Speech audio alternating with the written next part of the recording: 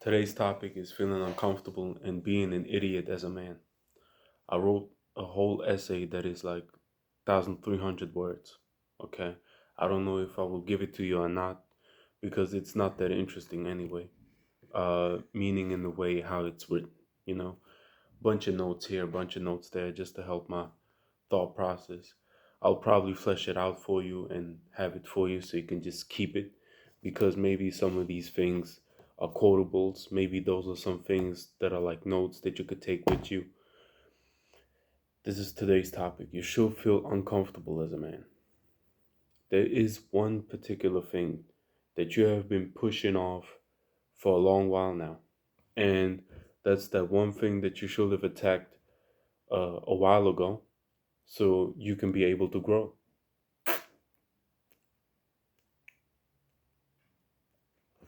It goes from working out in the gym, the first attempt at making money, learning how to do martial arts, which is a big one because when training, people don't want to hit people, okay?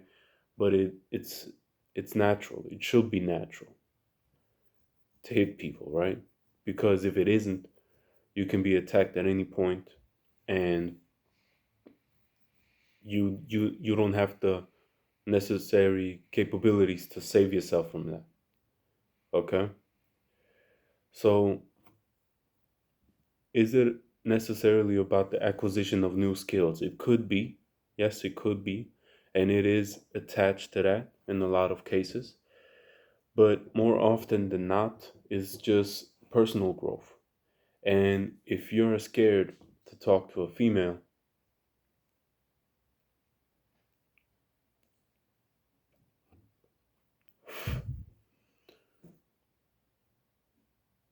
it's a person, right? You're scared to talk to a person. It's different when you're talking about opening yourself up. That'll come with time, that'll come with age, that'll come with sort of ruling out if it's somebody that you should open yourself up to or not. Okay.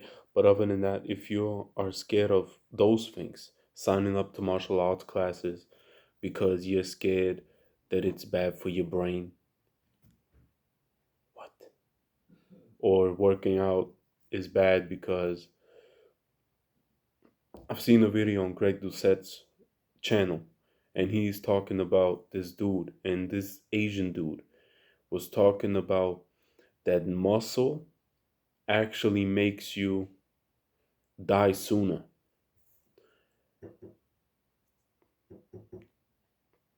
Couldn't explain you what it meant, why that is, for any reason. Couldn't tell you.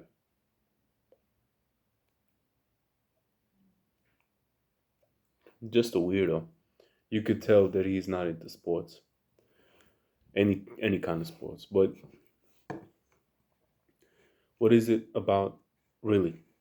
The goal is here to face something and to deal with all the mental pushback that you're going to get. And whilst you're doing that, to do your best, to simply be in your skin. Be in your skin. I've seen this one little not interview, this video of Andrew Tate. And Andrew is sparring with somebody. And he's like, well, you're tired? Okay, then be tired. There's no law of illegality against being tired. Just stand there and be tired. And that's exactly it. If there's no other way to go around it, you try to be the funny one in a conversation, and then you pull off a joke. And look, this is another thing.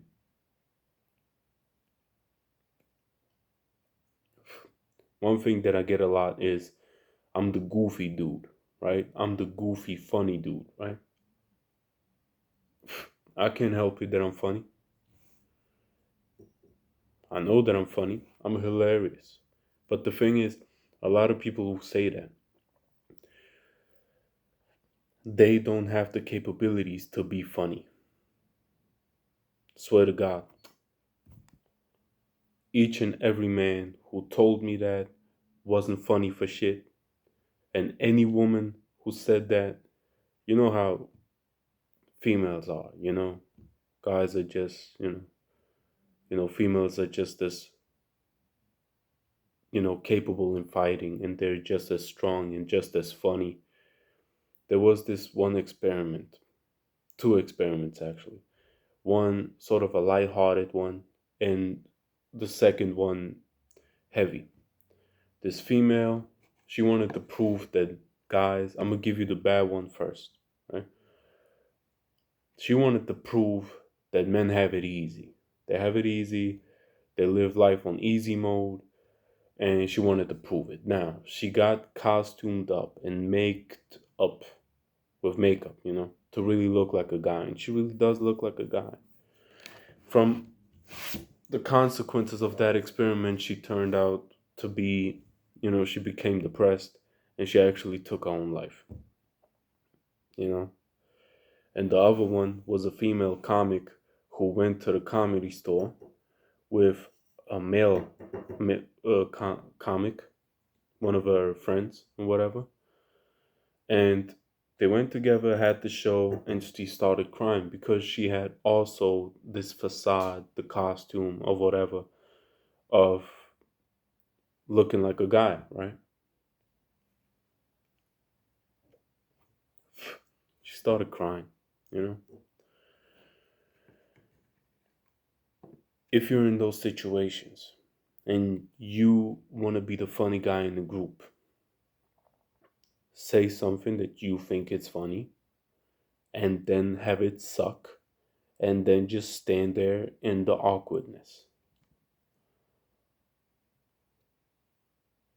A lot of people know me as the funny, goofy guy. Most of the jokes that I pull don't really pull that much. Not really. I just think, I just do shit that I think is funny, and then some things stick and some don't. In the same way, how I'm the goofy guy, the smart guy, the fitness guy, whatever, you can do the same. But you just have to learn the skill of sucking shit, bro. You just have to. Nobody gave you permission in life to suck at things. Everything in life and in Instagram, you see everybody with those perfect bodies, and everybody has money. I give you permission to fail royally.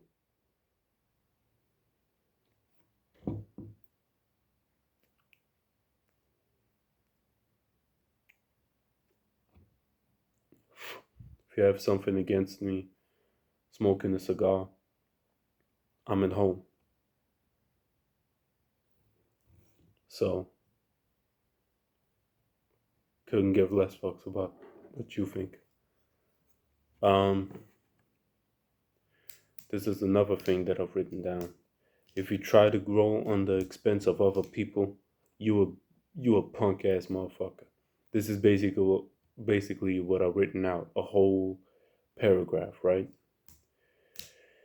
If you think that it's a good idea to snake people in your circle of friends and family with pyramid schemes, you deserve to be abandoned. If you think that you're going to grow when you get into a fight and you get people into the matter that did not have to do anything with the matter, you deserve to probably get your ass kicked. Or at least when everything is over and the smoke settles and the dust settles, to get left behind out of your friend group. Because you're nothing but trouble, and when you try to grow, other people directly get hurt as a consequence.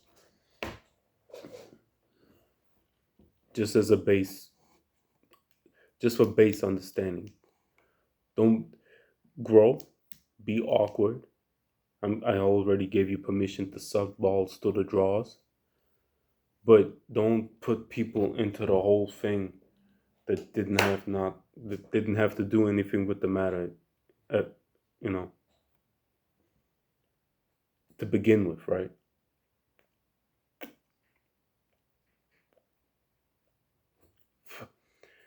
And trying to understand that it's all about tolerance of nervousness and anxiety and weirdness, right?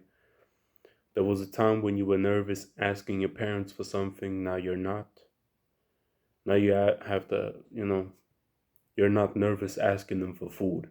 You have to ask them, you're nervous when you try to fake being sick, or you're scared because maybe you skipped school and, for nobody to call your parents, like, hey, he's out here at the cinema or something, right? When you try to do stretching, some stretches are fine, some are not. You do this jittery feeling when you try to do the bow, or you may stretch your tricep like this, and that's not an issue. But then you go to the wall and do this to stretch out your biceps, and that fucks your whole day up. So at the end of the day, it's all the same thing, bro. We have to take a deep dive into you and try to really understand what is going inside your head so that we learn how to effectively react to new, cringy, stressful situations. So this is not an issue of trying to do something once and just, you know, whatever. It's when you put yourself in a situation that is completely new, when it's awkward to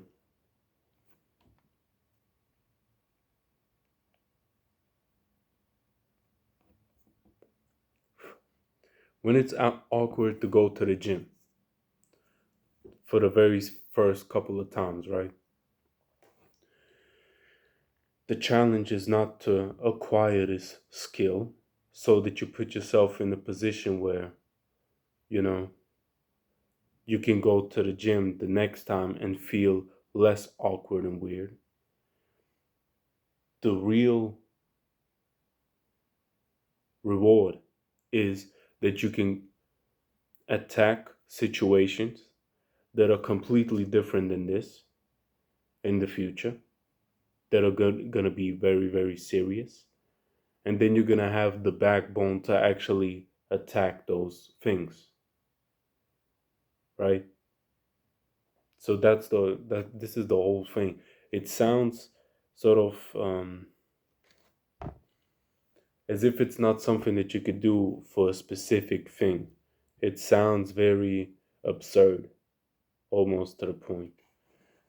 Um, and as an example, you may grow up in a strict household with strict parents, right? You're supposed to study all day and all those things. And when you put when you get put into a situation where you actually don't have to deliver when it comes to paper, right? Because life is not paper. You don't have to deliver paper. You don't have to deliver grades.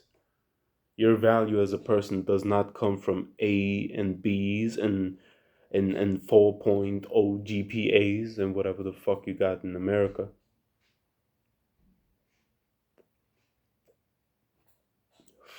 Your value as a person comes from your virtues and and morals and stuff like that. So if you're not in a situation to put yourself in a situation where you have to question your morals, right? In the sense of maybe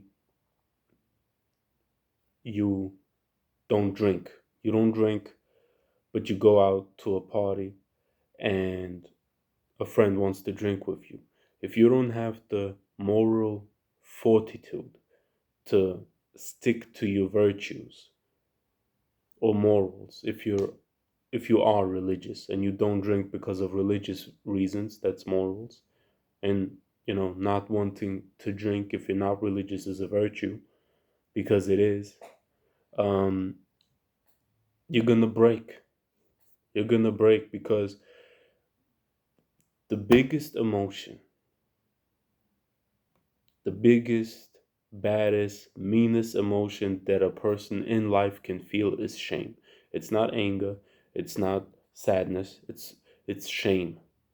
And shame, and whatever the emotion is for shame, oh, that's a bad motherfucker, dude. The second that a situation gets awkward and you get offered, I don't know, whatever sort of drug, that's associated with shame. Because if you don't take it and you don't participate in it, and degenerate behavior, you feel a level of shame because you may not be part of that friend group, right? You're gonna break.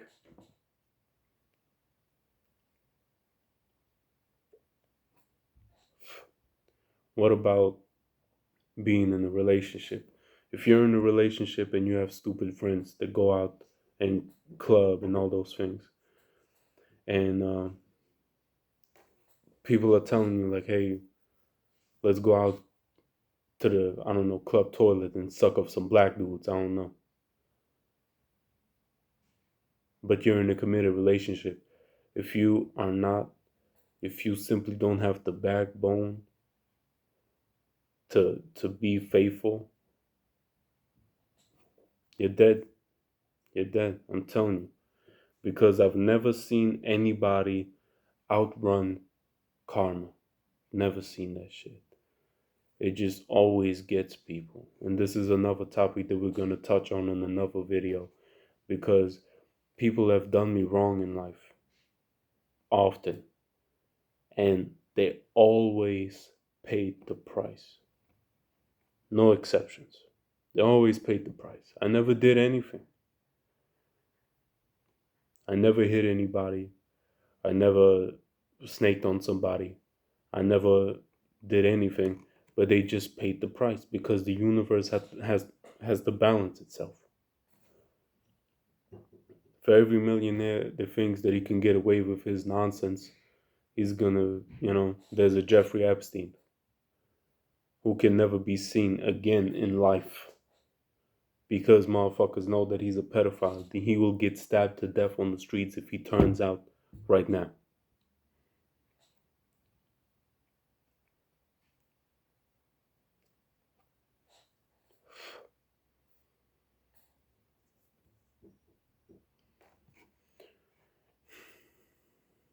Yes. Brain patterns. When you don't want to confront anything, somewhere in you is a negative feedback loop. Something similar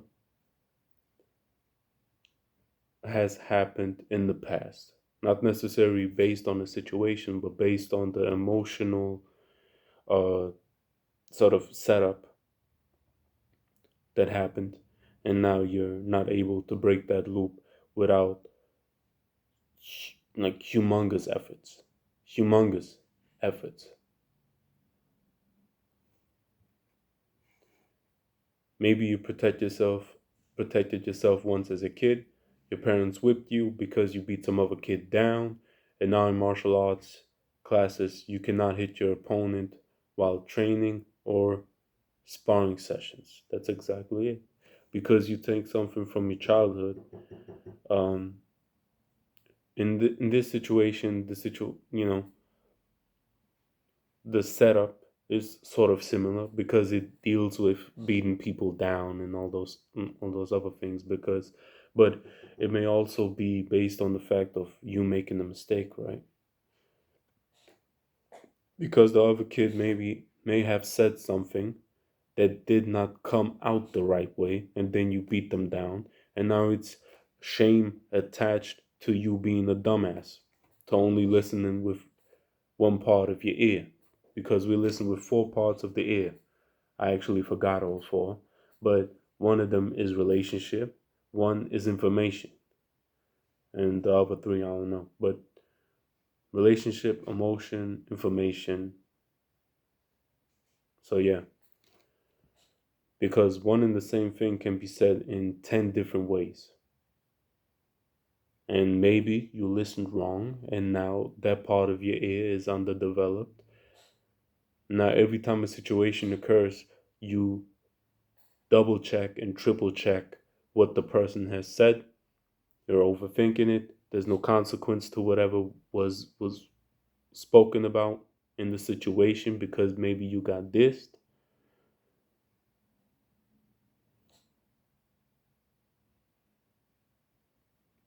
And this is a brain pattern, a negative feedback loop that has been saved off into your brain and you cannot get rid of it.